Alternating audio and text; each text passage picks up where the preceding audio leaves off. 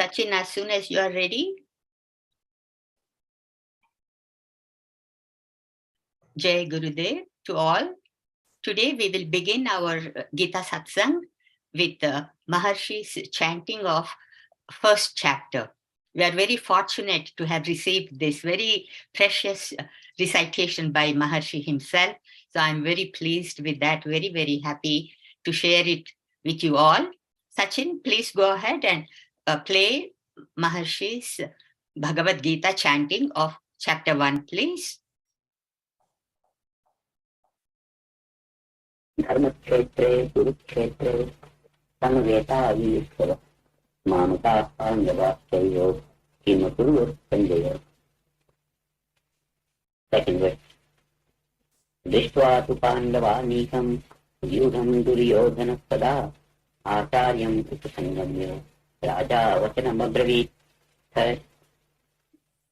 पश्यैतां पाण्डुपुत्राणाम् आचार्यमहतीं च मूम् व्यूहां द्रुपदपुत्रेण तव शिष्येन धीमता. अत्र शूरा महेश्वासा भीमार्जुन समायुधि युधानो विराटश्च द्रुपदश्च महारथः. दृष्टकेतुश्चैकितानः काशीराजश्च वीर्यवान्.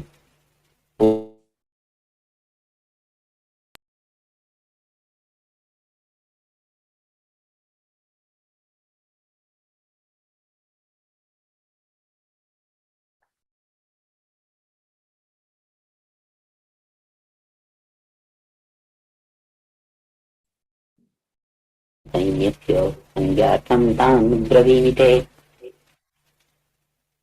नवेत् भवान् भीष्मश्च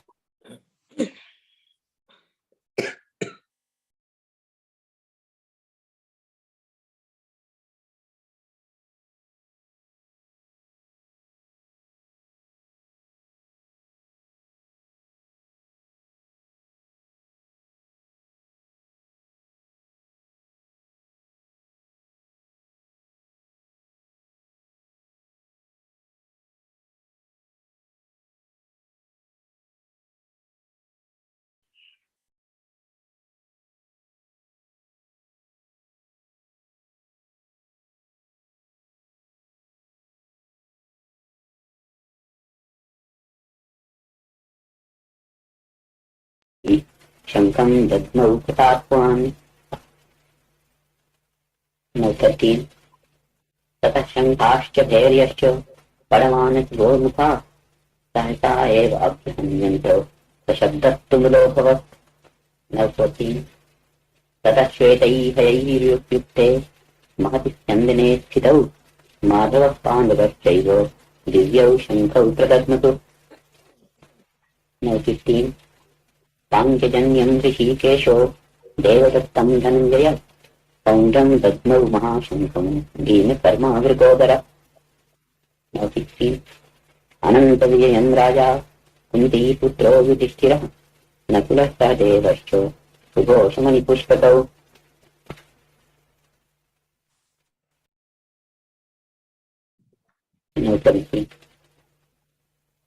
काश्यश्च परमेश्वासः शिखण्डी च महारथः दृष्टदुम्नो विराटश्च सात्यकिश्च पराजितः. द्रुपदो द्रौपदेयाश्च सर्वशः पृथिवीपते सौभद्रश्च महाबाहो शङ्खां दद्मुः पृथक् पृथक्.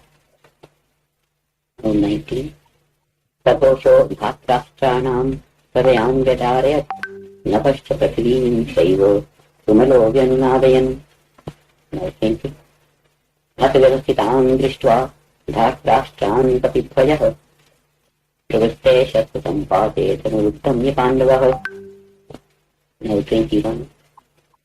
ऋषिकेशं पदावाक्यम् इदमाहमहीपते सेनयोरुभयोर्मध्ये रथं स्थापयमेच्युत. यावदेतान् निरीक्षेऽहं योद्धुकामान् वस्थितान् तैर्मया सह योद्धव्यम् अस्मिन् रणसमुद्यमे. योत्समानानुवेक्षेऽहं जयते अत्र समागताः धार्तराष्ट्रश्च दुर्युद्धे युद्धे प्रियश्चिकीर्षवः. संजय उवाच एवमुक्तो ऋषिकेशो गुडाकेशेन भारत सेनयोरुभयोर्मध्ये स्थापयित्वा रथोत्तमम् भीष्मद्रोणप्रमुक्तः सर्वेषां च महीक्षितान् उवाच Partha पश्यैतान् समवेतान् कुरूनिति. These two verses have gone together, spoken by Sanjaya. Sanjaya is the one who is narrating to the king Dhritarashtra, the blind king of Dhritarashtra, all that was happening on the battlefield. 26. तत्रा पश्यच्छिदान् पार्थ पितॄन् पितामहान् आचार्यान् मातुलान् भ्रात्रान् पुत्रान् पौत्रान् सखीन् तथा श्वशुरान् सुहृदश्चैव सेनयोरुभयोरपि तान् समीक्ष्य च कौन्तेय सर्वान् बन्धून् वत्पितान् कृपया पर्याविष्टो विषीदन् तमिदं वच. Arjuna uvaच. Now Arjuna said, दृष्ट्वेमं स्वजनं कृष्णो युयुत्सं समुपस्थितं सीदन्ति मम गात्राणि मुखं च परिशिष्यति वेदतुश्च शरीरे मे रोमहर्षश्च जायते.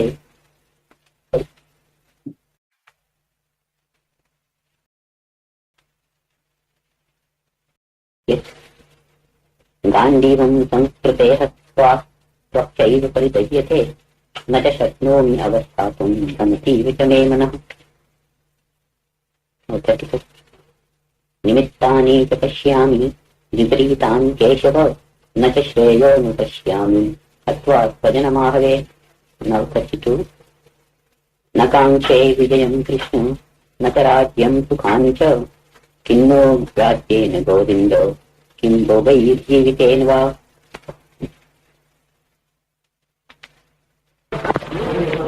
Now 33.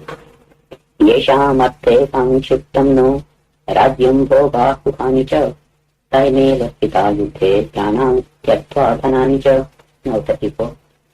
आचार्याः पितरः पुत्राः तथैव च पितामहाः मातुलाः श्वशुराः पौत्राः श्यालाः सम्बन्धिनस्तथा एतान् हन्तुमिच्छामि नतोऽपि मधुसूदन अपि त्रैलोक्यराज्यस्य हेतोऽपि निमहीकृते निहत्य धात्राष्टान्न का प्रीतिः स्याज्जनार्दन पापमेवाश्रयेदस्मान् तत्त्वैताम् आप्तायिनः. मान्नार्हा वयं हन्तुं धात्राष्टान् स्वबन्धवान् स्वजनं हि कथं हत्वा सुखिनः स्याम माधव. यद्यप्येतेन पश्यन्ति लोभोपहत्येतसः कुलक्षयकृतं दोषं मित्रद्रोहे च पातकम् कथं न ज्ञेयमस्माभिः पापादस्मान् निवर्तितुं कुलक्षयकृतं दोषं प्रपश्यद्भिर्जनार्दन. कुलक्षये प्रणश्यन्ति कुलधर्माः सनातनः धर्मे नष्टे कुलं कृत्स्नम् अधर्मोऽभिभवत्युत. अधर्माभिभवात् कृष्ण प्रदुष्यन्ति कुलस्त्रियः स्त्रीषु दुष्टासु वा कृष्णेव जायते वर्णशङ्करः. शङ्करो नरकायैव कुलघ्नानां कुलस्य च पतन्ति पितरो तेषां दुःखपिण्डोदकक्रियाः. दोषैरेतैः कुलघ्नानां वर्णशङ्करकारकैः उत्साद्यन्ते जातिधर्माः कुलधर्माश्च शाश्वताः. उत्पन्नकुलधर्माणां मनुष्याणां जनार्दन नरके अनित्यं वासो भवतीत्यनुशुश्रुम. अहो बत् महत्पापं कर्तुं व्यवसिता वयं यद्राजितुलोभेन हन्तुं स्वजनमुद्गताः. यदि माम् अप्रतीकारम् अशस्त्रं शस्त्रपाणयः धात्राश्चारणे हन्ये तन्मे क्षेमतरं भवेत्. संजय उवाच. संजय said, एवमुक्त्वार्जुनः सङ्ख्ये तथोपस्थ उपाविशत् विसृज्य सशरं तापं शोकसंविघ्नमानसः.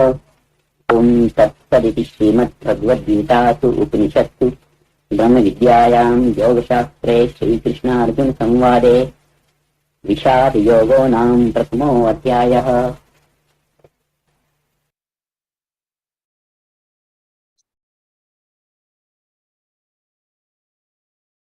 Jai Gurudev. That was so beautiful. Hearing Maharshi's voice is having his darshan. So we all are very fortunate to hear Bhagavad Gita chanting by Maharshi Ji. I'm sure you all enjoyed as much as I have enjoyed. It was so beautiful. So today we will be studying verses 41 to 47 of the first chapter, and we will be concluding this chapter. First, I will do the recapitulation of the last session. And we have seen that in the last few verses, Arjuna is coming up with all these reasons why he should not fight. And he's saying that the family dharmas will be gone, and the ancestors and families will go to hell and all that. So he's thinking about what is the right thing to do, what is his dharma. And in the very first verse of Bhagavad Gita, we have talked about dharma in detail. But now I will recap a little bit about what dharma is again, because this is such an important point. This is very important to understand what dharma is, and also to understand what Sanatana dharma is. They both are interconnected. And I will say a few words about Sanatana dharma. The great lawgiver, the great sage Manu, has beautifully described 10 qualities of dharma, and they are as follows. Dhriti kshama damasteyam shaucham indriya nigraha dhir vidya satyam akrodha dashakam dharma lakshanaha. This is 22nd shloka of 6th chapter in Manusmriti. So what are these 10 qualities? One is dhriti. That means persisting to do something in spite of having difficulty. Can somebody mute their audio, please? Because we are hearing some disturbance in the background. Vinod, can mute Vinod, please? He's coming. Okay, thank you. So the first quality is dhriti. Dhriti means persisting to do something in spite of having difficulty. Second quality is kshama, means forgiveness. Third quality is dhamma, that is self-control. Fourth quality is asteya, that means not to take possessions of others. Next quality is shaucham, that is cleanliness and purity. That means not only external purification, external purity like wearing clean clothes, etc., but internal purity also. So internal purity means sometimes people have bad thoughts and thoughts that are not evolutionary. And so that is called thought pollution. So that kind of purification is also one integral part of Sanatana Dharma. And the next quality is Indriya Nigraha. That means control of senses. Next quality is Dhri, that means intellect, means improvement of intellect. Next quality is Vidya, acquisition of accurate knowledge. Next quality is Satya, pursuing what is truth. And last quality is Akrodha, means abstaining from anger. So these are all very beautiful qualities. And how do we develop these qualities? With regular practice of transcendental meditation. That is the beauty of Maharshi knowledge. He gives us knowledge, and then he gives us a technique of how to develop these beautiful qualities. So in the next verse of Manusmriti, it is stated, this is in verse 93, it is stated, Te yanti param gatim. That means those people who follow their dharma and develop these 10 qualities, they get enlightened. So it is as simple as that. And I would like you to note the universality of the 10 characteristics of dharma. Anybody who follows these becomes noble and becomes a successful person. A successful person who is he who develops higher states of consciousness.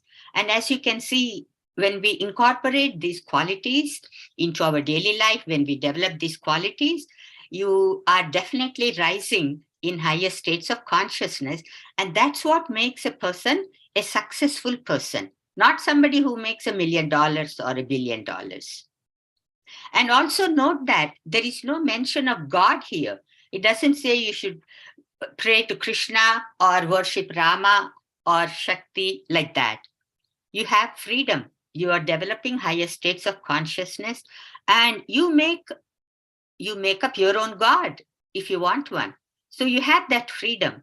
So this is very beautiful exposition of Sanatana Dharma in Manusmriti. And we also hear in our scriptures that Dharmo Rakshati Rakshitaha. That means those who follow their dharma, dharma protects them. And we should be very proud that Sanatana Dharma was practiced in ancient India.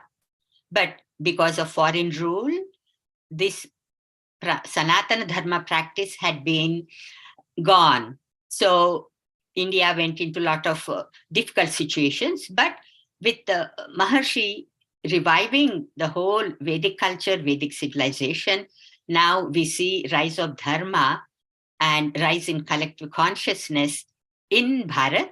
And pretty soon, things will be much, much better in India. So I will stop with this. This is the recap of last session, recap of what dharma is, what Sanatana Dharma is. And now we will begin our study of last 7 shlokas chapter. So we will do mala of the last 2 verses of the last section. Madhavi, please do mala of verses 39 and 40, please. Yes, Jai Gurudev. Katham nagneyamasmabhihi papadasman nivartitum kulakshayakritam dosham prapasyadbih janardhana. How should we not know to turn away from this sin? We who clearly see the wrong in bringing destruction upon the family, O Janardhana. Kulakshaye pranasyanti kuladharma sanatanaha dharme nashte kulam kritsnam adharmo bhibhavatyuta. The age-old family dharmas are lost in the destruction of a family. Its dharma lost, adharma overtakes the entire family. Jai Gurudev. Now Rajan will do the 41 shloka, Samskrita. Jai Gurudev.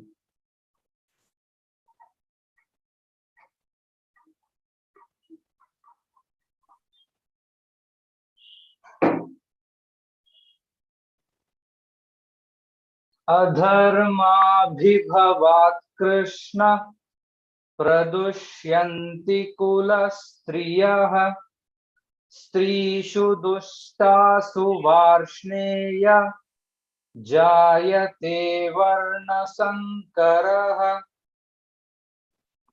अधर्माभिभवात् Krishna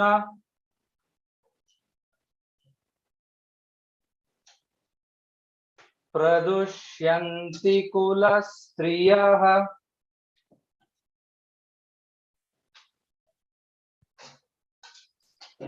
स्त्रीषु दुष्टासु Varshney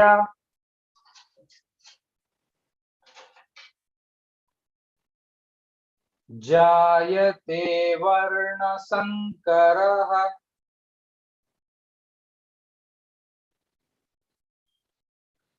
When adharma prevails, O Krishna, the women of the family become corrupt, and with the corruption of women, O Varshneya, intermixture of castes arises. Jai Gurudev. Pooja, can you display, please? Now, English, whoever is supposed to read English, please go ahead. Jai Gurudev. A mother's life is the expression of the creative power of nature. Creative intelligence has to be pure in order to be effective. Impurity brings ineffectiveness, and when ineffectiveness increases, destruction is the result.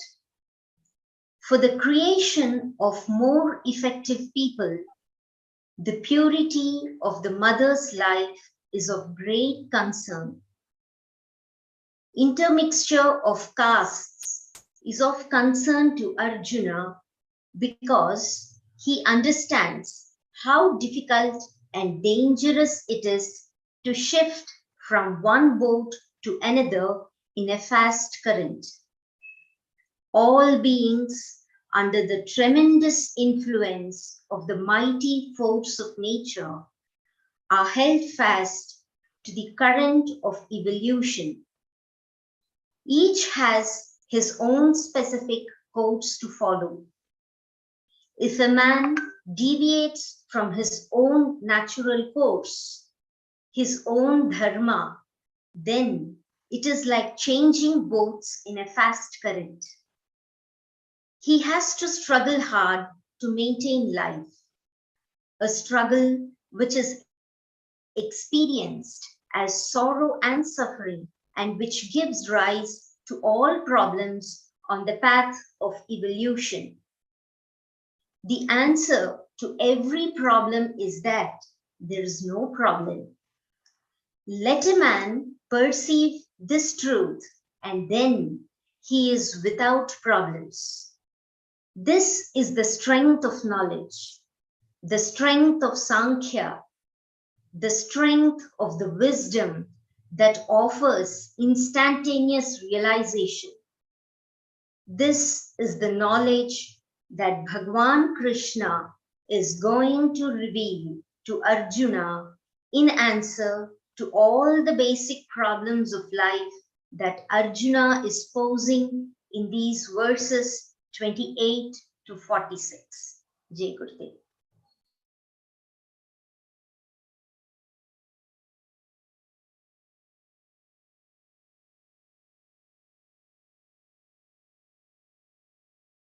Anita ji?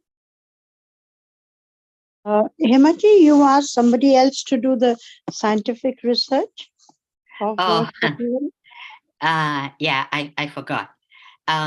My friend Alcine Potts, Mother Divine, was supposed to do it, but something came up, so she's not able to do. So in her place, I will be. In her place, I will be doing the scientific research of the 41 shloka. So just give me a second.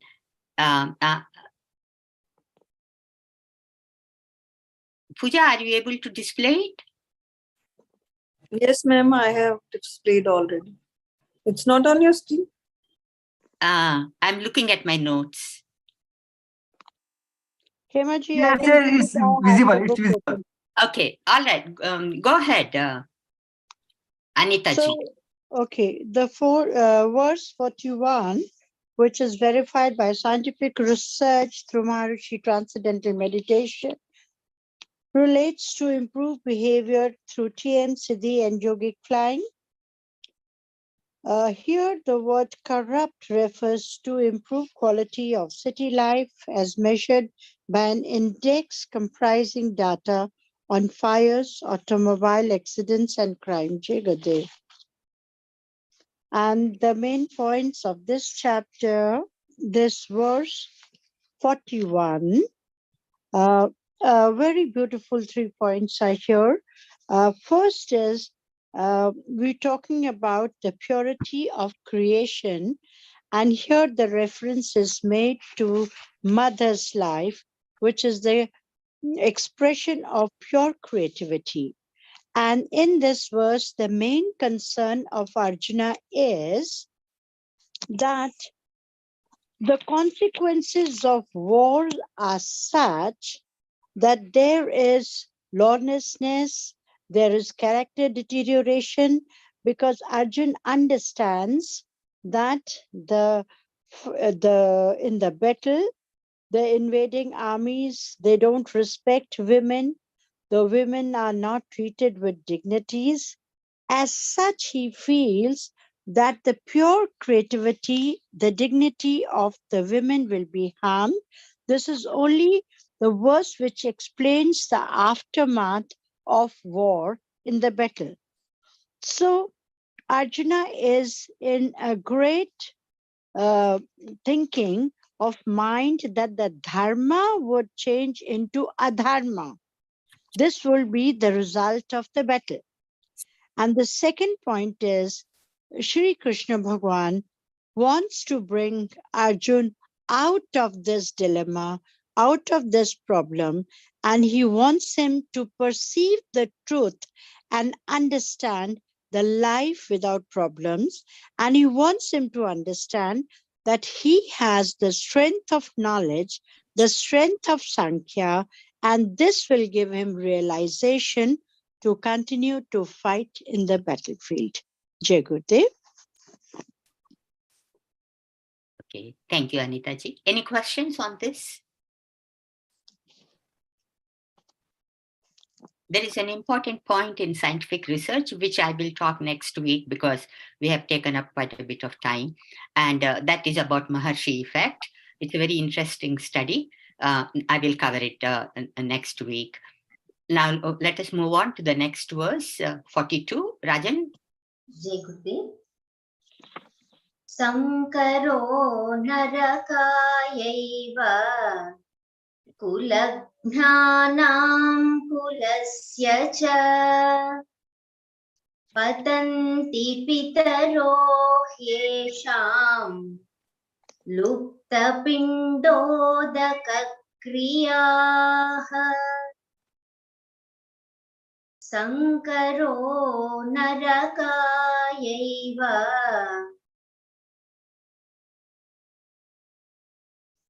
kulaghnanam kulasya cha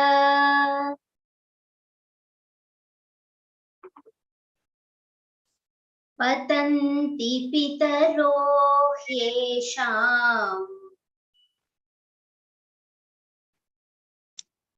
lupta pindodaka kriyaha. This intermixture leads only to hell, both for the family and its destroyers. Their forefathers fall as well when the offerings of the Pindodaka cease. Jai Gurudev. Jai Gurudev. Purity of blood is at the basis of long life for a family and a society. And this purity depends upon the preservation of ancient family traditions. Destruction of the social order is the greatest loss to a nation. Arjuna is viewing the battle with this vital consideration in mind, taking into account the life of many future generations. His vision is perfect and his concern is genuine.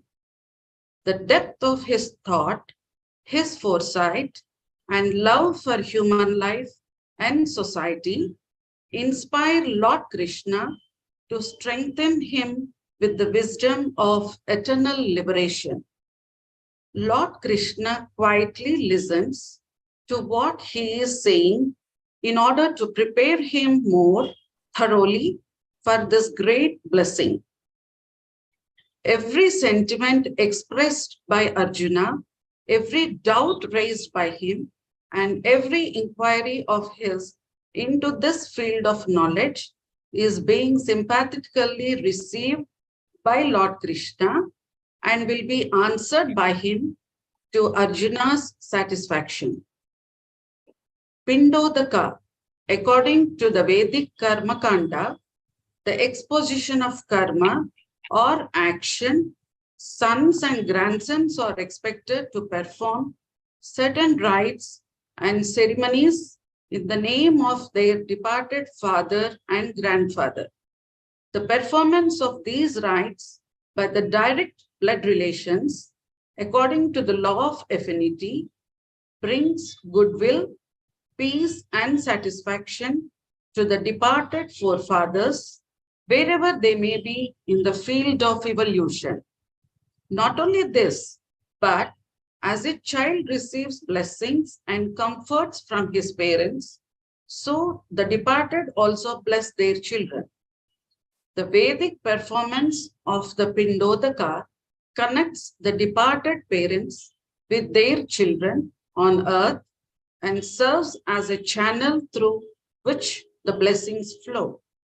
Having shown his concern for the life of individuals, Arjuna, in the following verse, again expresses his concern for the path of evolution and for the whole of society. Jai Gurudev. The scientific research through Maharishi Transcendental Meditation goes to improve the increased respect for traditional values. All those who practice transcendental meditations are reported to have higher levels of respect for traditional, cultural, and religious values in comparison to those non-meditating students. Their forefathers fall as well when the offerings of the Pindodaka cease. This relates to greater respect for the view of others, greater open-mindedness, greater flexibility of construction of reality, greater satisfaction with one's relationship to God and religion, increased intrinsic spirituality, increased moral maturity, and increased self-sufficiency. Jai Gurudev. So we have seen how scientific research is supporting what had been said, increased respect for elders. And there is only one main point in this verse, and that is intermixture of castes leads to hell. For family, for destroyers of family, and for the ancestors. So now the question comes up, why ancestors also? And that's because the Pindodakas will cease. This is a very important point, and Mataji is going to be covering this point. So I will not elaborate on this to avoid repetition. If there are any questions or comments, please go ahead. Otherwise, we will move on to the next shloka. Hemaji, we could add a point here for our listeners that when Maharishi says about respect for the views of others and for the elders, this is in the two worlds. We take it in the form of Pindodaka also, when your ancestors are not there and you're performing that offerings, and also a respect for the people in their lifetime. So this respect for elders goes in the two fields of life. Right. Thank you, Jagat. Yes. That's a good point, and good reminder for some people who may not be remembering the family traditions of offering pindodaka for ancestors who have left us, plus respecting and taking good care of our parents and family members in their old age.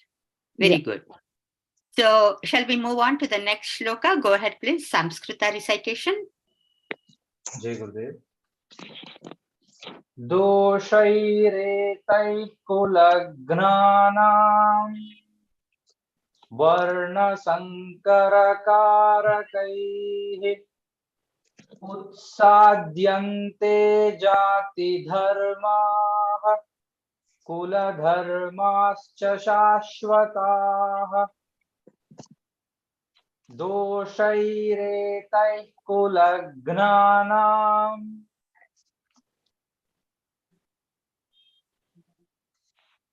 वर्णसङ्करकारकैः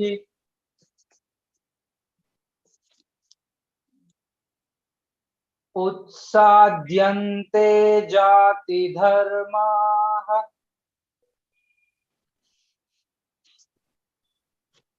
कुलधर्माश्च शाश्वताः.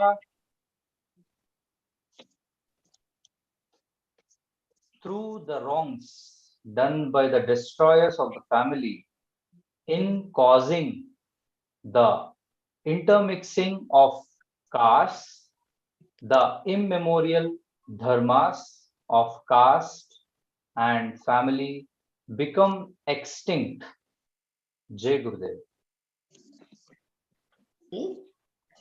The laws maintaining the well-being of the whole body consist of a collection of the laws maintaining its different parts together with others added to coordinate different limbs. The laws of the evolution of the body likewise are the sum total of those governing the evolution of different limbs along with those coordinating them. In a similar way, there are dharmas governing individual evolution and there are dharmas which connect and coordinate different individuals. These latter are set primarily to govern the evolution of the society or caste. In verse 40, Arjuna was thinking in terms of the dharma of the family. In this verse, he is considering the dharma of the caste, that is, a collection of families upholding similar dharmas. The intermixing of castes destroys the ideals preserved by the immemorial traditions and has the direct result of upsetting the social equilibrium. What happens to a life which is not based on ancient traditions is shown on the following verse. Jai Gurudev.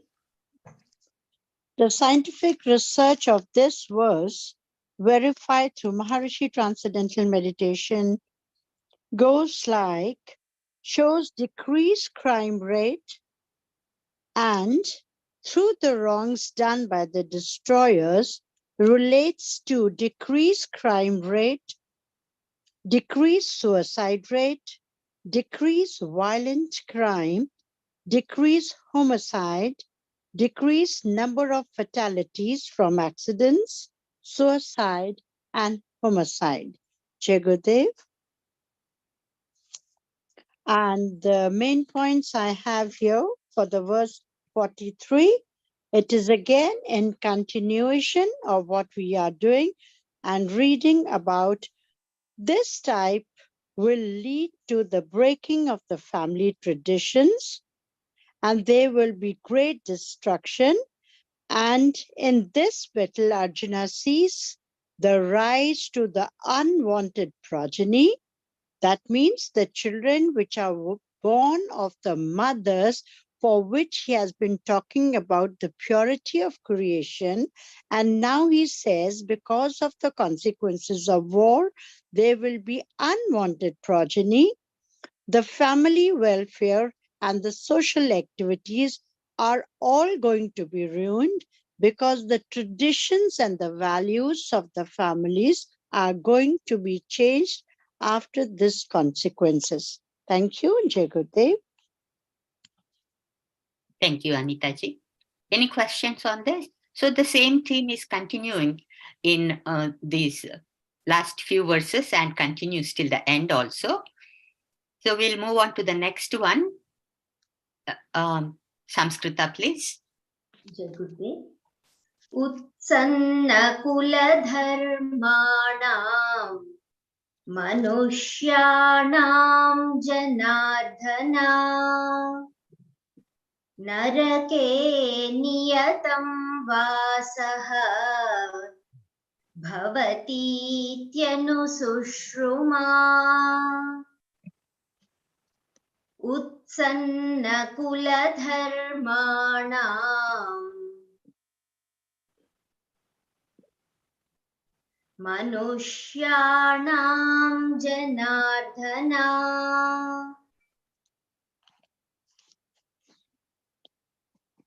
नरके नियतं वासः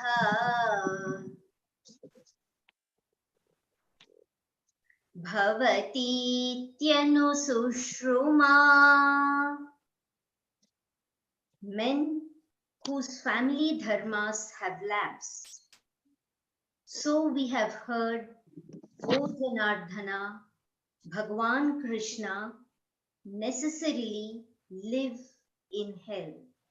Jai Gurudev. Jai Gurudev. Family dharmas are the powers of different principles which uphold the coordination between different members of a family, at the same time enabling every member, consciously or unconsciously, to help every other member on his path of evolution. Such family dharmas are, for example, those that go to make the relationship of a mother with her son or daughter, or of a brother with his brother or sister, and so on. Family dharmas are maintained in the family traditions. If the family traditions are broken, people living together do not know how to live in such a manner that their way of life naturally helps each of them to evolve. The result is the loss of the path of evolution and the increase of disorder and chaos in the family. Life in such a family is a life in hell. And those fallen into such a degenerate pattern of life remain off the path of evolution and continue to mold their destinies in wretchedness. This is what Arjuna means when he says, necessarily live in hell. Here is a great teaching of vital importance which has been missed for centuries. It sets a standard for any society. Family dharma is an established tradition where people born in a particular family engage in the profession of that family. Because of their parental heritage, they work efficiently, produce better material for the society, and improve in their profession.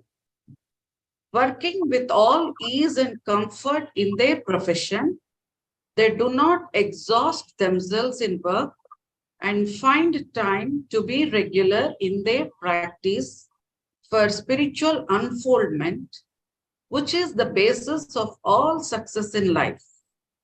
This is how family dharmas and traditions help both the individual and society.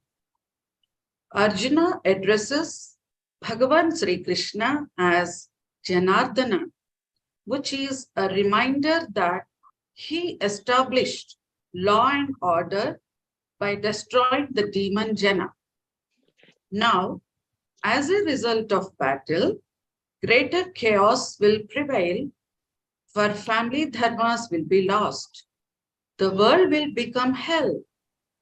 Arjuna's concern over the destruction of dharmas indicates that he is reviewing the whole situation from the point of view of the working of nature. This verse establishes a fundamental principle of action. The action should be such that it does not stray from the invisible power of dharma. The following verse indicates how one's wisdom could fail one and wrong decisions result. Jai Gurudev. The scientific research of this verse, long-term decrease crime rate in city through Maharishi Transcendental Meditation, city in which 1% of the population were instructed in the Transcendental Meditation program, showed a trend of decreased crime rate in subsequent years, in contrast to match-controlled cities. Men whose family dharmas have lapsed relates to improved quality of provincial life as measured by an index including total crime rate, mortality rate, motor vehicle fatality rate, auto accident rate, unemployment rate, pollution, beer consumption, and cigarette consumption rate, decreased homicide, improvement in domestic affairs and international relations for major trouble spot countries. Chegudev.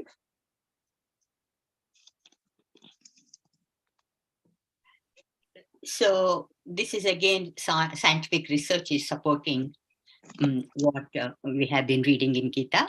And in this shloka, Arjuna is continuing his thinking that he should not fight. Here in this verse, Arjuna is saying that if family dharmas lapse, means if family dharmas are not followed, men go to hell. Means people lose the path of evolution, resulting in chaos and disorder in the family. तब नरक कभी कहीं बाहर नहीं होता, घर में ही नरक होता. And this is also another important point that is brought out here, and Mataji is going to cover in detail. So to avoid repetition, I will stop here and we will move on to the next shloka, unless there is any question or another point anybody wants to make. Please go ahead. Okay, next verse, please, Samskrita. Jai Gurudev. Aho bata mahat papam kartum vyavasita vayam yadrajya sukha lobhena hantum swajanamudhyataha. Aho bata mahat papam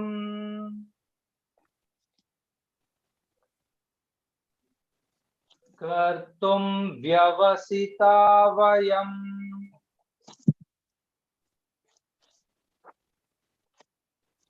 yadrajya sukha lobhena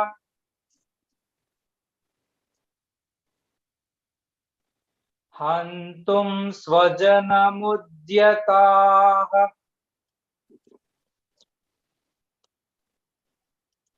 Alas, we are resolved to commit great sin in that we are prepared to slay our kinsmen out of greed for the pleasures of a kingdom. Jai Gurudev. Arjuna feels sorrowful because he is going to sacrifice a greater end for a smaller gain. Family and caste dharmas are going to be sacrificed for the sake of his individual dharma.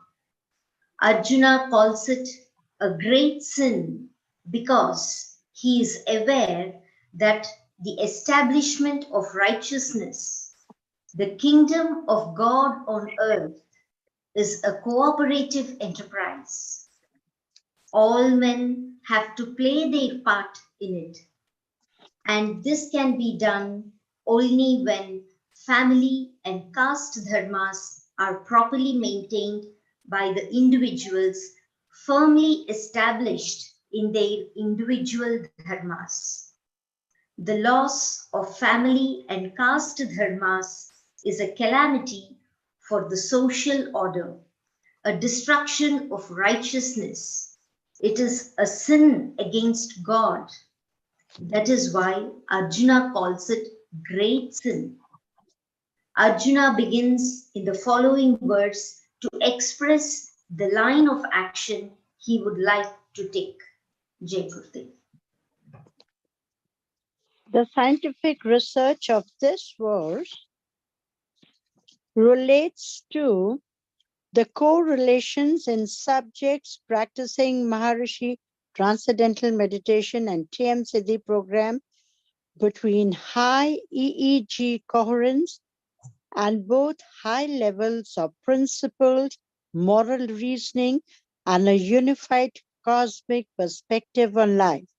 Increased moral maturity, correlations between high EEG coherence and greater moral maturity.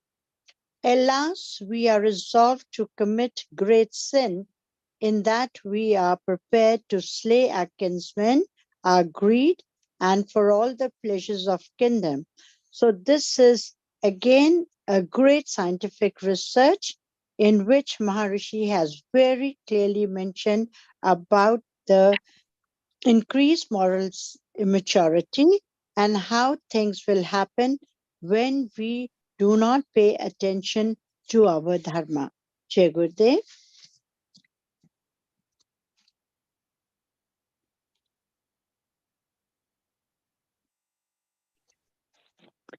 And in this, the main point, however, remains that Arjuna now sees that sins are there which are committed only for very kingly desires, and he feels that on killing our kinsmen, this is so very disturbing because we are going away from the path of dharma or evolution. And here he says this type of a sin is a great sin. And why he calls it great? Because in this calamity, the social order, there is a destruction of righteousness and there is a sin against God. So this word refers to the destruction of values, and it is a great sin as Arjun feels more of a sin, less of gains.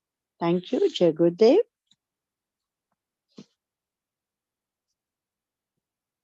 Okay, any questions or appealing points on this, or otherwise we will move on to the next shloka. Okay, Sanskrita, please, 46. Jai Gurudev. Yadi mama pratikaram ashastram shastrapanayah धार्तराष्ट्रारणे हन्युः तन्मे क्षेमतरं भवेत् यदि मामप्रतीकारम्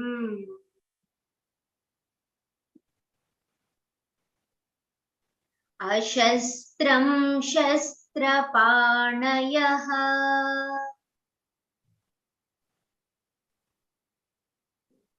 धार्तराष्ट्रारणे हन्युः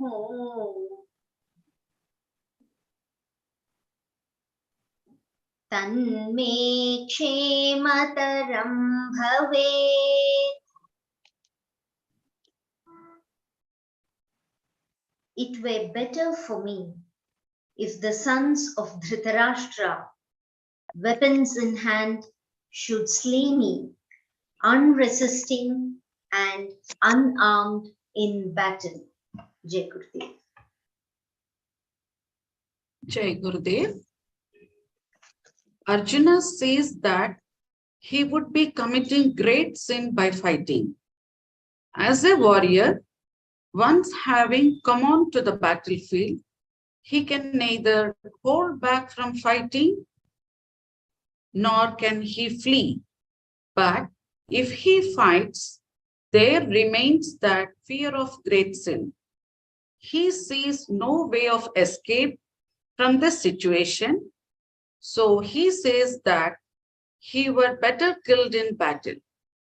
Because he cannot be killed while armed and alert, he wishes to be unarmed and unresisting. In this way, he will not incur great sin against God. This, the faultless mind of the greatest archer of all time, this is bravery and nobility of character. Arjuna considers it better to die than to commit sin. Jai Gurudev.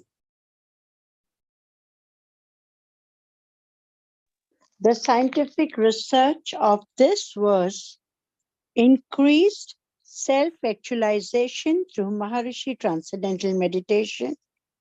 The growth of self-actualization as defined by this test includes the development of openness, receptivity, a caring attitude, cheerfulness, positive thinking, spontaneity, and freshness of appreciation, self-sufficiency, loss of fear of death, and acceptance of self, nature, and others.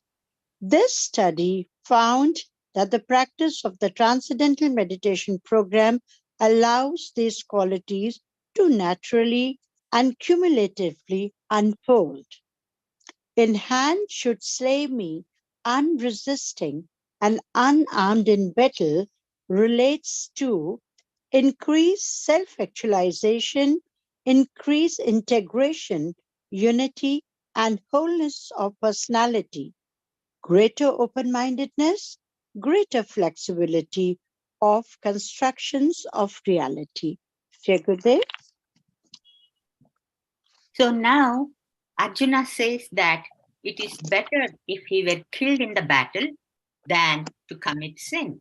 So he drops his bow and arrows and he says he can't fight. It's quite simple. Let's move on to the next shloka. Samskrita, please. Jai Gurudev. Sanjaya uvacha eva muktvarjuna sankhye rathopastha upavishat visrujya sasharam chapam shoka samvignamanasaha. Sanjaya uvacha eva muktvarjuna sankhye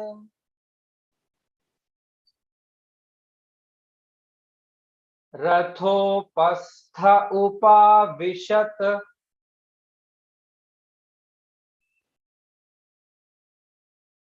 visrujya sasharam chapam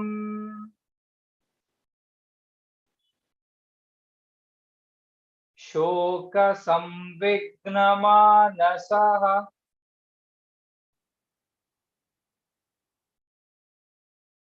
Sanjaya said, having spoken thus at the time of battle, casting away arrow and bow, Arjuna sat down on the seat of the chariot, his mind overwhelmed with sorrow. Jai Gurudev. Jai Gurudev. Having spoken thus in the previous verses, Arjuna has described the consequences of battle as they presented themselves to his developed heart and mind.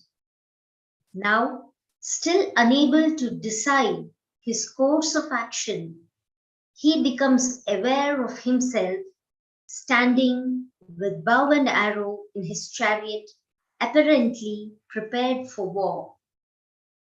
Arjuna may have thought that by standing armed for battle, he did not allow himself to be impartial in his consideration and so decided to cast away arrow and bow, abandon his battle posture, and sit down to reflect more deeply in order to find an answer which would satisfy both sides of his problem, love for dear ones and the demand of duty. Arjuna's mind was overwhelmed with sorrow. The hour of the duty was at hand, but his heart prevented him from responding. With his clear mind, he could visualize the far-reaching effects of the destruction the battle would bring. This overwhelmed his thought with sorrow. Fortunate are they whose minds are distressed for the misfortunes of others. More fortunate still are they who are able to relieve the misfortunes of others, themselves remaining undisturbed. In the following chapter, Arjuna will receive the light which will enable him, without a trace of distress and established in the blissful freedom of God consciousness, to alleviate the evil overshadowing the world. Thus, in the Upanishad of the glorious Bhagavad Gita, in the science of the Absolute, in the scripture of Yoga, in the dialogue between Bhagwan Krishna and Arjuna, ends the first chapter entitled The Yoga of the Despondency of Arjuna. Jai Gurudev. Search of this verse 47 relates to decreased depression through Maharishi transcendental meditation. University students in Cambodia who began transcendental meditation program showed decreased depression after 3 months.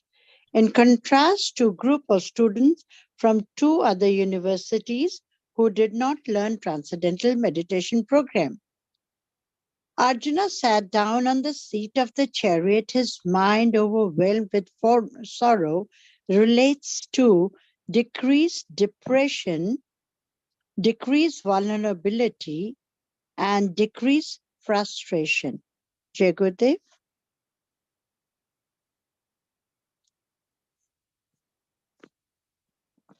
And the main point over here is, now we can see how Arjuna cast aside his bow and arrow, and he feels by doing this, he can at least tell his opposite party that he sat down. It may be a pleasing effort to both of them, and he feels it might solve the problem.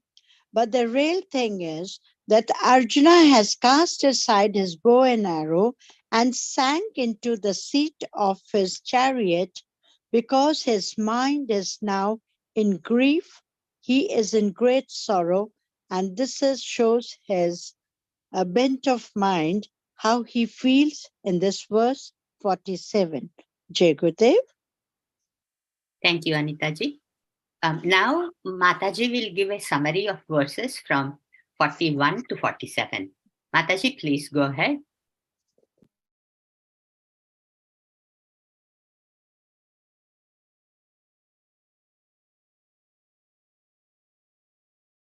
Unmute, please. Mataji, okay, go ahead. Okay, Jai Gurudev. Thank you for giving me this opportunity. All of you have already said all the wonderful things, and I keep wondering, what is it that I should really summarize? But I will try my best to do this. Now, again and again, I come back to this one point that, reminding ourselves that we are the Arjuna, we are the seekers, dealing with the real life, real conflicts, real battles, real confusion, real desperation, real, distress or depression or whatever it is, right, in the life. And there are also just like the downs, there are also the ups in the life too. So we are seeing the life in the whole spectrum. And because we have the individual mind and the heart, and here we have Bhagavan Krishna, who has the cosmic mind and the divine heart, the mind which is fully developed and the heart which is fully developed. So he keeps on reminding us that we, with the individual mind and the heart, can become that cosmic mind and the divine heart, and just enjoy this whole life like the way he enjoyed. Because for Krishna, everything was just nothing but a Leela, right? He was there with everything. He was part of it, but he also remained above it. And the whole point of this Bhagavad Gita is to see how we can rise in consciousness and how we can reach it. Now, I really don't know, if I should quickly in 1 minute take this, read this one verse. The age-old family dharmas are lost in the destruction of a family. Its dharma lost, adharma overtakes the entire family. When adharma prevails, oh Krishna, the women of the family become corrupt.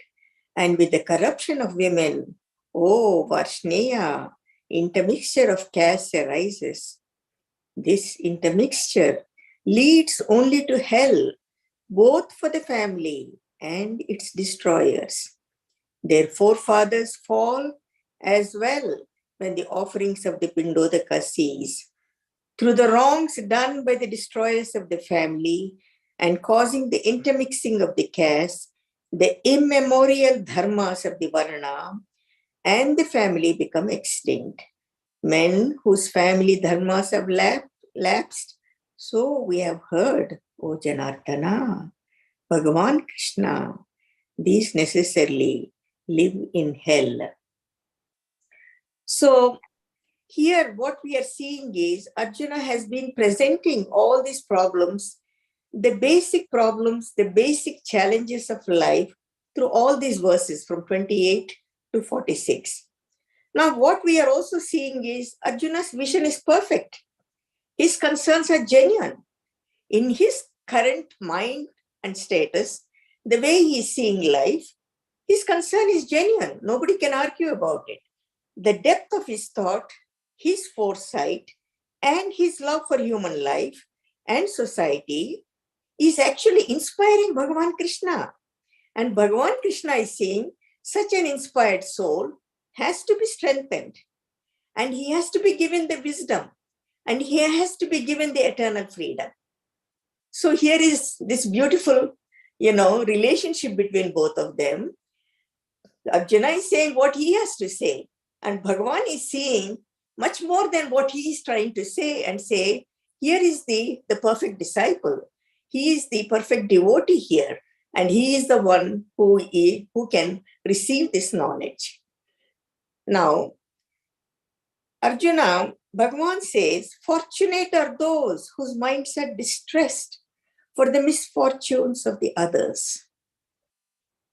I repeat again, fortunate are those whose minds are distressed for the misfortunes of the others.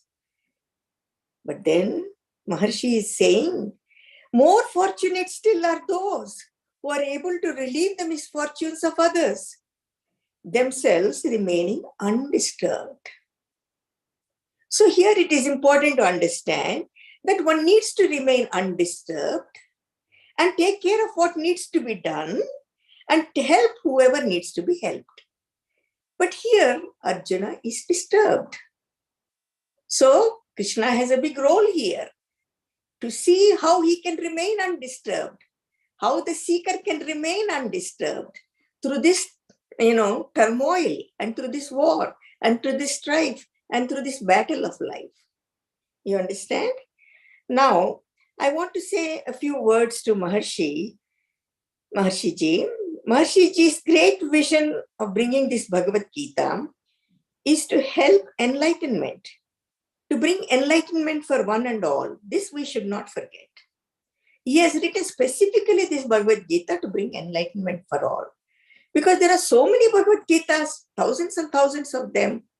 But this one Bhagavad Gita is dedicated to give enlightenment for all. This I want to say. Bhagavad Gita is referred to as the Upanishad, and an Upanishad is the experiential knowledge of the consciousness. So consciousness is the basis of all Vedic knowledge and also of our existence of who we are. So here again and again it is said, that we are the unmanifest eternal being, the Atma. And we are also this relative consciousness which we see as name, form, the senses, ego, and everything else, which is other than this absolute Atma. So our goal should be to experience this consciousness and to experience the subtler aspects of the relative consciousness and to finally arrive at the absolute consciousness or the being and cognize that you are that. And this is where, Bhagavan will take you very naturally and very easily through the Sankhya Yoga, the second chapter. This is very beautiful how he has arranged it. He brings the chaos and then he begins to say, there is no problem at all and you are not really what you are. It is really fascinating. So finally, you're saying that you are that infinite, all-pervading consciousness, which is full, which is complete, which is total, which is just as we say in the verse, Om Purnamida Purnamidam Purnat Purnamuduchyate Purnasya Purnamadaya Purnameva Vasishyate. And who can be that Purna? Who can be that Purna? No other than Bhagavan Krishna. Bhagavan Krishna is one individual with Purnatva, the divine with Purnatva. So he represents that Purnatva, and because he has the cosmic mind,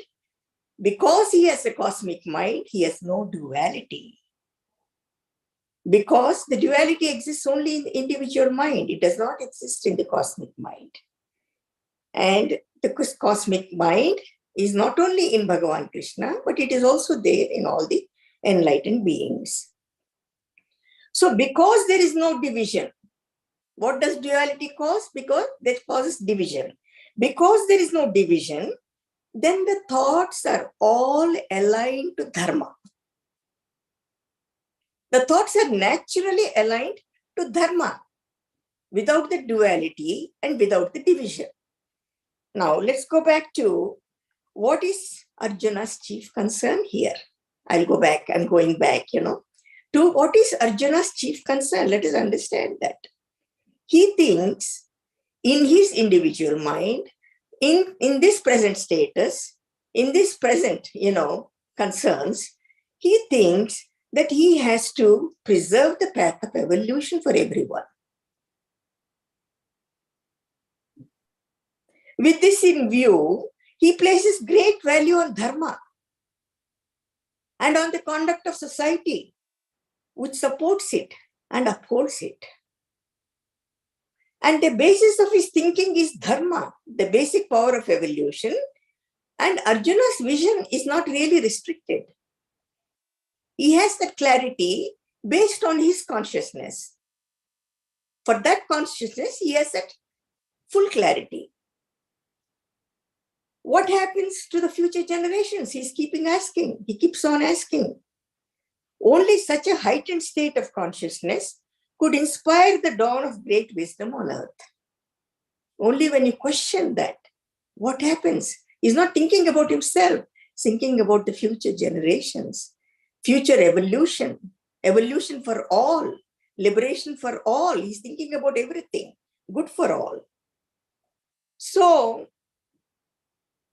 when he says the age-old family dharmas are lost in the destruction of a family, he is referring to the ideals of life that have withstood the test of time. And they represent actually the genuine path of evolution. So Arjuna is afraid to break these age-old traditions. He is afraid to break this path of evolution for the generations to come.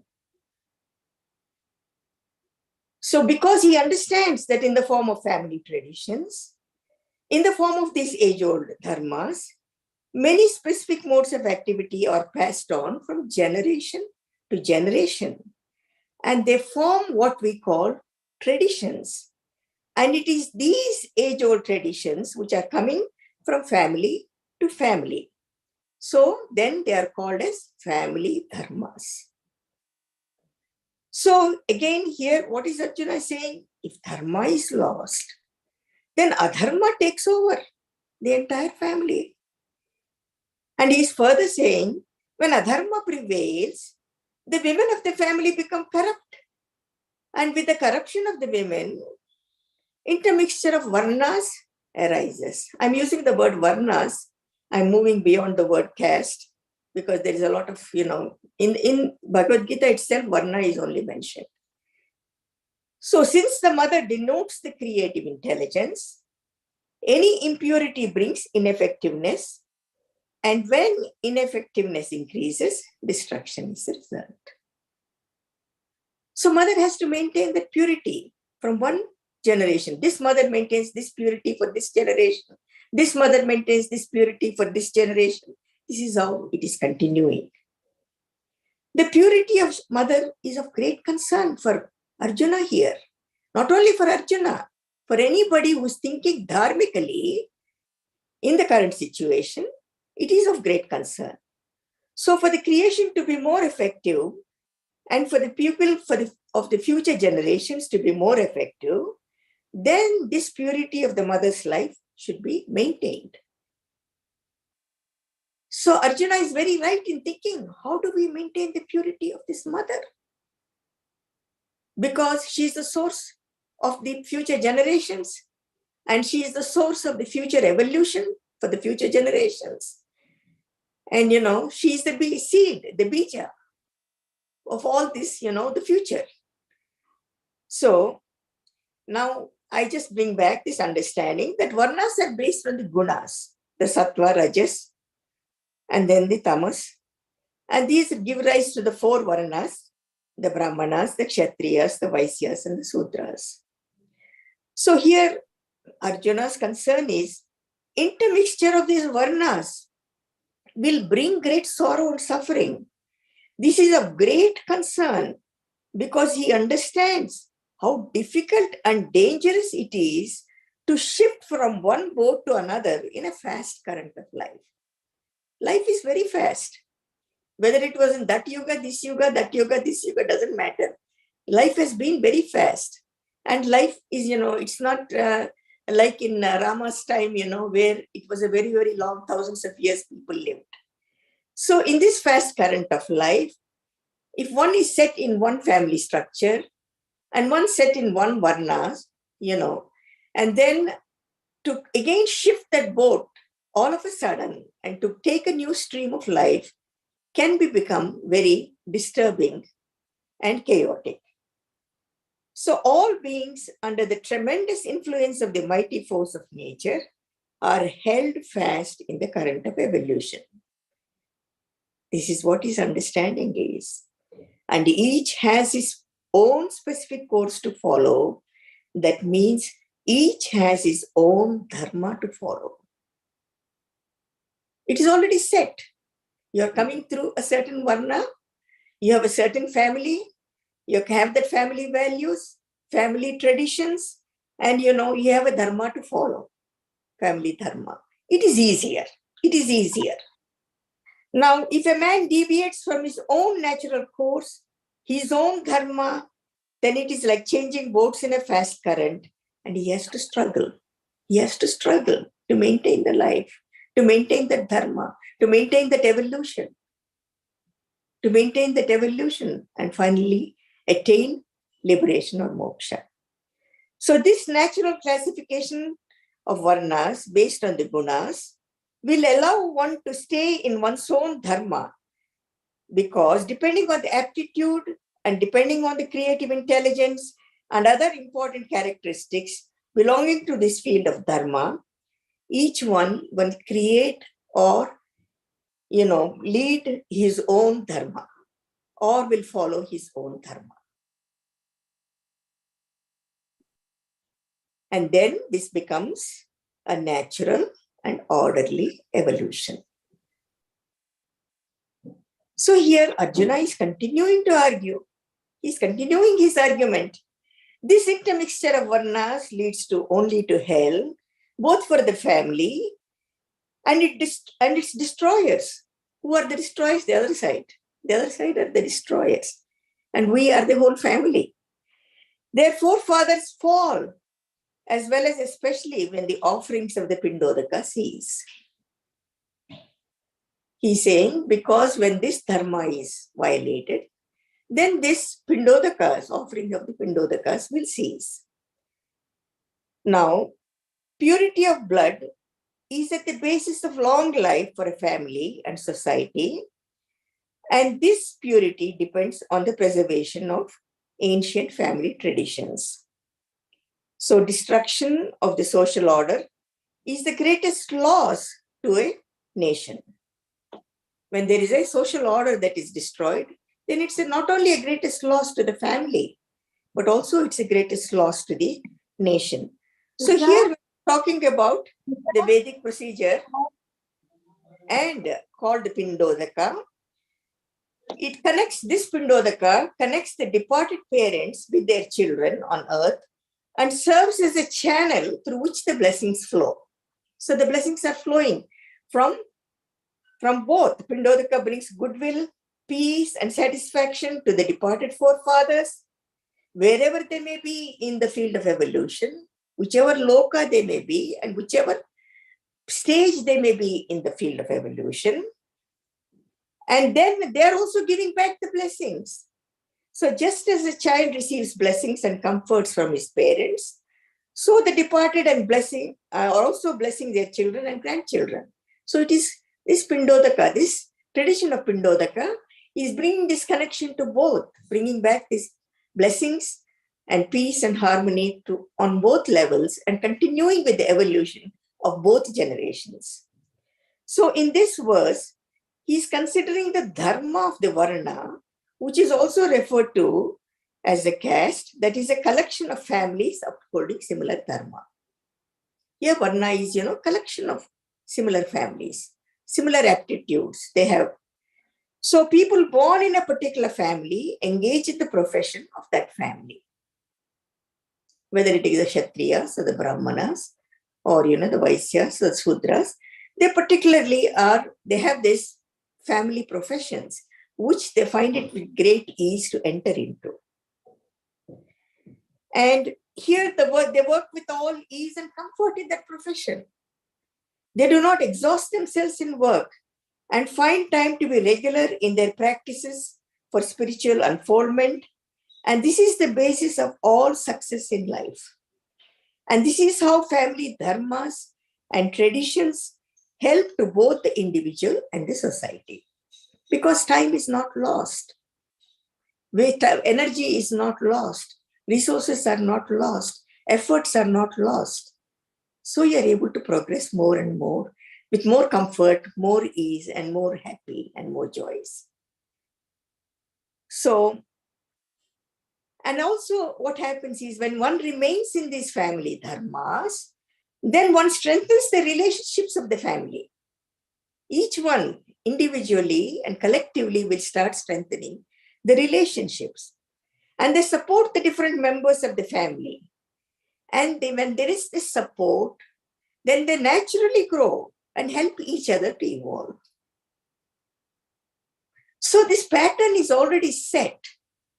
This is not something, Bhagavan, this is not something that has been just discovered. It has come as an age-old tradition in this creation, in this evolution.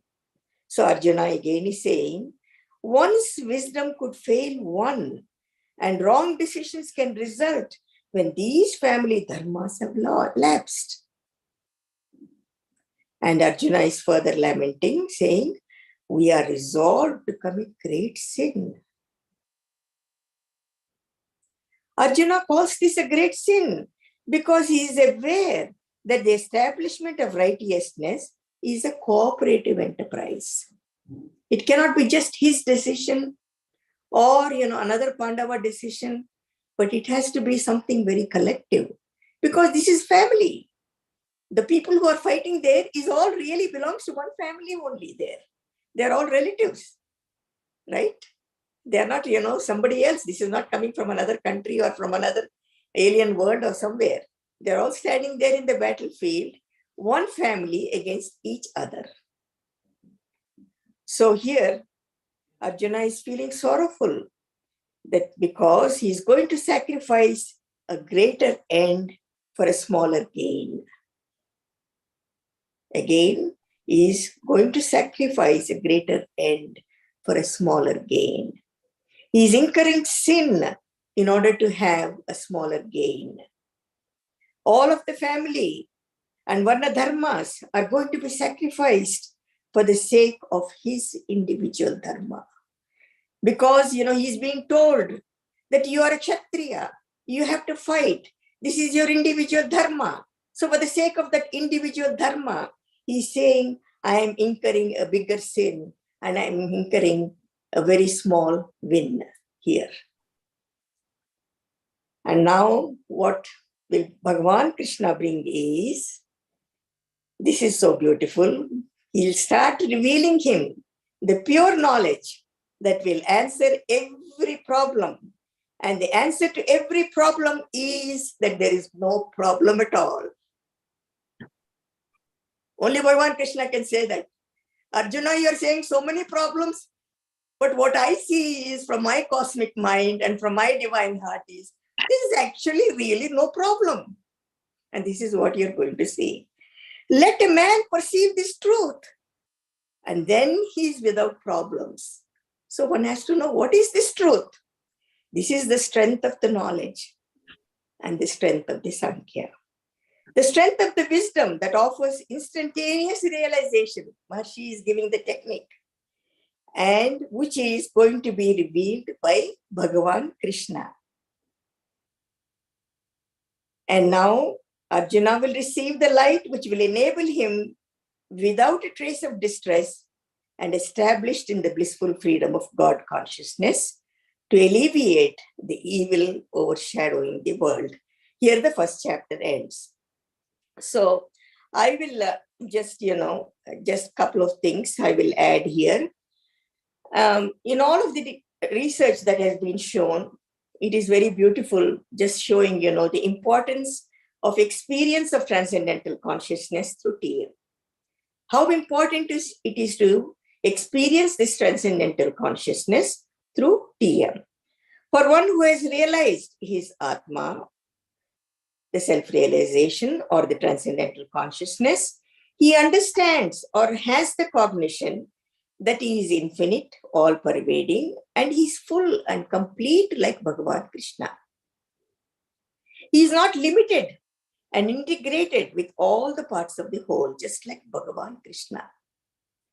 He remains as a whole, in spite of knowing that there are several parts and there are several factors that are existing within him, and several aspects are there, but he remains as that whole. Such a person never loses this sight of this wholeness, this totality, and there are no gaps. There are no gaps. The gaps only exist in the duality and not in the non-dual mind. So the thoughts that arise that are to uphold this dharma in this non-dual mind, in this pure transcendental consciousness.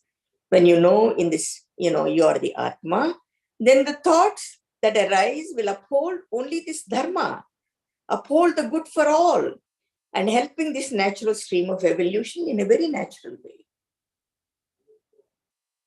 Then there are the words and the speech. And the words and speech are not different from the thoughts. The same thoughts are conveyed as words and speech.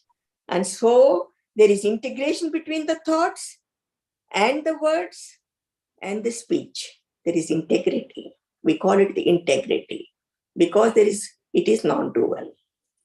And further, now out of these thoughts and the speech, they come the actions. And these actions are also in the same vein, in the same way, integrated with the thoughts and the words and the speech. And so again, in this non-duality, everything is integrated. So you're integrated and aligned to the dharma, the way it is. You're aligned to the truth, the way it is. So here Bhagavan Krishna represents this. And now finally, I want to end with this one sentence. This Bhagavad Gita will be very valuable for people who are practicing the art of transcendence regularly and who are able to transcend it. So this brings great expansion for the intellectual knowledge one is gaining, the awareness that is unfolding, the cognitions that are shifting. We also say that out of whole came out the whole. From out of whole came out the whole. Even if the whole is removed. This is the Purnatma. I end with this. Jai Gurudev. Jai Gurudev. Jai Gurudev. Thank you, Mataji, for very beautiful summary of these last 7 shlokas. Some people think that there is not much in first chapter. They think, oh, Arjuna is lamenting, he's crying, that's all. But so much beautiful knowledge is there in the first chapter. And you brought out all the main points, all the very important points. And there is one take-home point from this entire study of first chapter. And that is, this Mahabharata is going on in all of us. And Arjuna is representing us and telling to Krishna Bhagavan. And to this, Sri Krishna Bhagavan responds and gives the solution to this constant fight, frustration going on in inside of us. And that is the technique for self-realization. And Mataji had pointed out how this knowledge of transcendence is being brought out. So in second chapter, next chapter, we are going to study that. So the most important point is we have problems in life. And so we learn transcendental meditation. We do it regularly. And then we experience the peace and bliss consciousness with this very simple technique. So that is the take-home point. We are running out of time. Actually, we have exceeded the time by 4 or 5 minutes. So I will stop here. And next week, we will summarize the whole first chapter and bring out all the most important points in this chapter. And that will conclude our study of the first chapter. So I want to thank Mataji for doing such a great job of bringing out Maharishi knowledge in very simple terms, where even children, like we have 3 children from Suriname, I'm sure they all understood also. And so I'll stop here. And I want to ask if there are any birthdays. We can sing happy birthday. So I just want to say one sentence. I want every one of you to take home, that life is fine the way we are. And it's a natural evolution and a natural progression. So there is no need to really analyze, why can't we be at that spectrum or anything like that. We have to follow the natural evolution. So meditate and just follow it. But it's good to know that is the finality. So at least, one has a goal. So I will leave you with this one thought. Jai Gurudev Hema. Thank you so much. Thank you, Mataji. So, are there any birthdays? Anybody in the audience? Sachin, are there any questions or birthdays in Ramraj TV chat box? Please let me know. Otherwise, we will conclude with the Shanti part from our Maharishi Vedic Pandits. Mukesh ji and Mukesh ji is here, Manish ji is here. Both of you will do the Shanti part, ending Shanti part. So any questions or comments or birthdays, please let me know. Go ahead and speak up, please. So very good. So we'll meet again next week, and all of you can come on camera, and we'll say Jai Gurudev to Maharishi together as Pandit ji, Mukesh and Manish ji, please recite the ending Shanti part for world peace. जी दीदी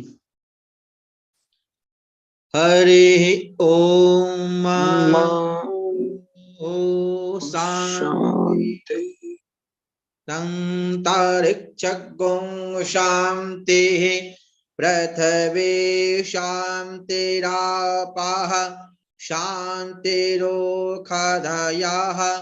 शान्तिः वनस्पतयः शान्तिर्विश्वे देवाः शान्ति ब्रह्म शान्तिः सर्वगुं शान्तिः शान्तिरेव शान्तिः सामा शान्तिरेधि यतो यतः समीहसे ततो नो अभयं कुरु सन्नाः कुरु परजाभ्यो भयन्नाः पाशुभियाः हरिः ओम ओम शांति शांति शांति। जय गुरुदेव। जय गुरुदेव। Jai Gurudev. Anybody wants to say anything? Any comments or anything? Otherwise, we will close now. Thank you all for joining. Jai Gurudev. जय गुरुदेव। जय गुरुदेव। Jai Gurudev. Hey, Gurudev. Sachin, you can end the meeting now. जय गुरुदेव दीदी।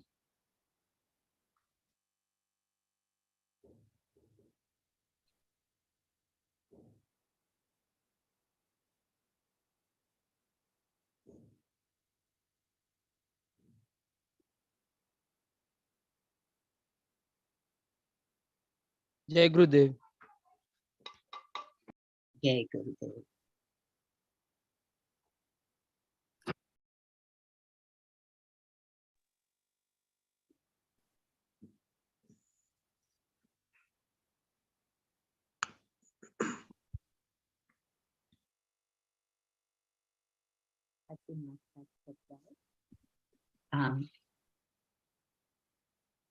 So see you all next week. Jai Gurudev. We can leave the जय meeting. गुरुदेव दीदी। Jai Gurudev, Manish. जय Thanks for the Gurudev. nice Vedic chanting. Very beautiful Shanti part. Thank you दीदी।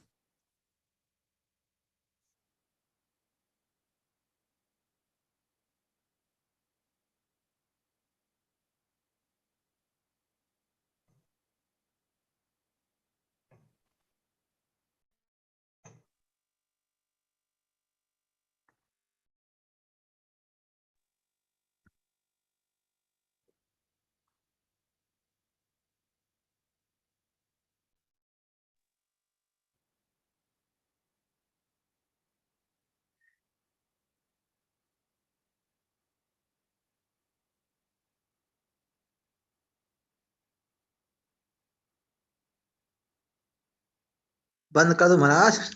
चालू करें।